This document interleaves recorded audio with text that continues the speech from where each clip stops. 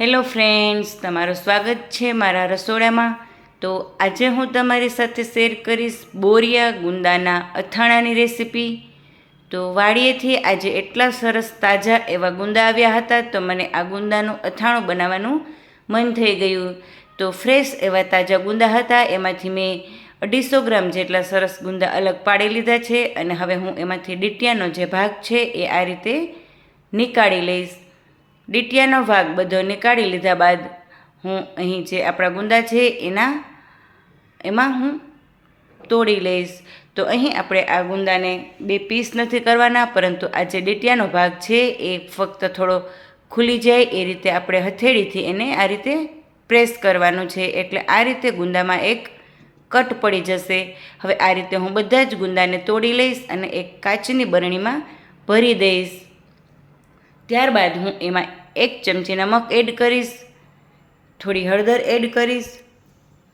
બંનેને એડ કર્યા બાદ હું વ્યવસ્થિત એને આ રીતે હલાવીને મિક્સ કરી લઈશ। હવે ત્યારબાદ હું ઉપરથી આપણે જે કેરીનું ખાટું પાણી બચ્યું હોય એ પાણી એડ કરીશ। જો તમારી પાસે એ પાણી ના હોય તો તમે અહીં એક ખાટી એવી કેરીને મિક્સરમાં ક્રશ કરી એનો પલ્પ બનાવી એમાં સાદું ફિલ્ટરનું પાણી એડ કરી એ પણ અહીં લઈ શકો છો, પરંતુ મારી પાસે આ કેરીનું ખાટું પાણી હતું એટલે મેં અહીં કેરીના ખાટા પાણીનો ઉપયોગ કર્યો છે અને જેટલું પાણી ઘટ્યું છે એટલું હું ઉપરથી ફિલ્ટરનું સાદું પાણી એડ કરીશ। હવે આ રીતે પાણીથી બૂટ ભરી છરીએથી વ્યવસ્થિત ગુંદાને ઉપર નીચે મિક્સ કરી અને હું લીડ બંધ કરી દઈશ।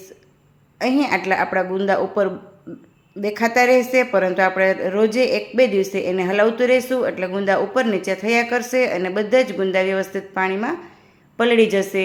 હવે ગુંદાને અહીં 12 થી 13 દિવસ થઈ ગયા છે, ત્યારે હવે તમે જોઈ શકો છો, હું તમને બતાવીશ એ સરસ પલળી ગયા છે, ખાવા લાયક બની ગયા છે।